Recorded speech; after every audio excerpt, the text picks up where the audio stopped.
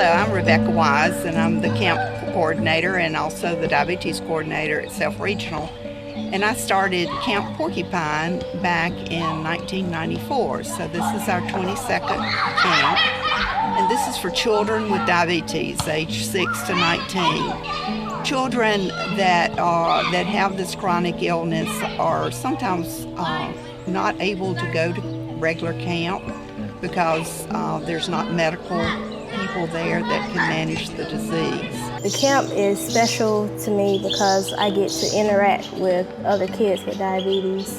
We get our funding through the Self Regional Foundation, and without them we would be unable to have this camp. It feels better to know that more kids have diabetes than me. To me, of course, having this Diabetes Day Camp, Camp Porcupine, is my passion. I love these children. I want them to grow up and have all the opportunities that one without diabetes can have. They can learn to manage it and they can live successfully. When I was 9 weeks pregnant, was when I found out about triplets. Yeah, the ultrasound showed baby A, baby B, and then baby C. Which was quite surprising, as you can imagine. Stella ended up being crazy enough. She was the reason they were born, but she ended up being the healthiest because she was so tiny and she fought so hard in the womb that when she came out, she was 2 pounds, 2 ounces. That's right. And she had to be on no ventilator whatsoever. She was very healthy. She was just a feeder and a grower. Right. And the other two, Annie was 3 pounds, 8 ounces, and Layla was 3 pounds, 9 ounces. But they both had to be on ventilator. Well, it hit us, we had basically the whole left side of the NICU was the Garvin triplets. Well, Stella had to stay in the NICU 6 weeks just because she was so small, and she just had to gain weight, and I think they had to weigh 4 pounds, 4 pounds before they could be discharged, so it took Stella a while to get there. And the other 2 girls were staggered coming home around 4 weeks. The nurses became like the little mama. They stepped in and they knew we were at home taking care of one baby, so they took very good care of them.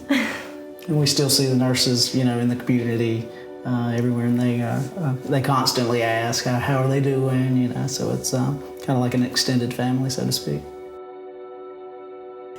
So we're really into horses right now and ponies. They'll start kindergarten here in the fall. They're very healthy, and you never know they were in the NICU. Yep. Can I say bye? Bye-bye. So everybody knows what you do when you have cancer. You go to a cancer center. And I was blessed to live in Greenwood, 5 miles from my house. And so we hooked up. And then in a few weeks, I started treatment. Can I tell you this about the people back here? I'm gonna tell you what, if there's any more people anywhere that care anymore in the medical field, I can't imagine who they'd be. They keep you alive, brother.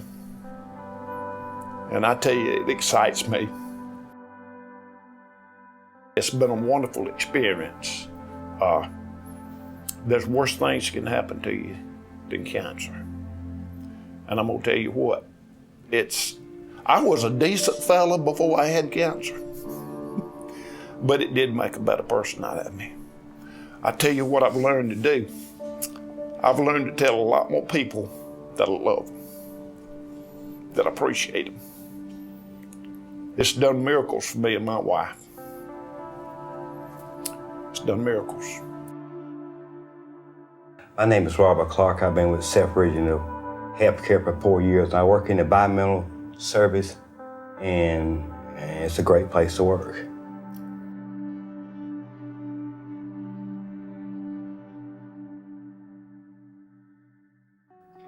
I'm Leila Smith. I've worked at Self Regional Healthcare for 23 years. I am the care coordinator for the Accountable Care Department here at Self. And one day I caught a real bad headache, And I came down to the ER, and they did 2 MRIs, and then they found out that it had a bacterial infection. Maybe had been there for 13 years or possibly longer. I had no idea how I was gonna do it, and I got in touch with her, and she created some stuff for me to get in touch with the Grace Fund, and they helped me with everything. He was able to get what he needed and was able to get the care that he needed in a very efficient way. The Grace Fund was there. They asked me, was you okay? Was your family okay? And they said you had no problem with being out of work because we were gonna take care of all your needs while you're here. Everything went tremendously. I didn't have no kind of overhang, didn't have to miss that much time of work, but I missed a little bit because of the operation. But for others that, God has blessed me to be back at work and enjoying what I do every day. I've been a supporter of Self Regional Healthcare Foundation for 26 years. 16 years. Since the first day I began working here. Why do we give? It's simple. My donations make a difference to our patients, their families, and our team members. To everyone. I give to Self Regional Healthcare Foundation because there are people all around us who need our support. Giving back is an essential part of who we are at Self Regional. I like knowing that I can designate half of my donation to the area or project of my choosing. Like our Home Health Fund, supporting the needs of our patients treated in their homes. And our Nancy Moore Thurmond Memorial Fund, supporting our Women's Center and NICU. Making our facilities at Self Regional even better. My donations help provide mammograms to women without insurance. And fund valuable scholarships for nursing and respiratory students. Being a foundation supporter makes me happy. Proud. Like I'm making a difference right here at Self. When I became a foundation donor, I immediately felt like I was touching someone else's life. Through the Self Regional Healthcare Foundation, we are showing people every day that there are others in the world that still care.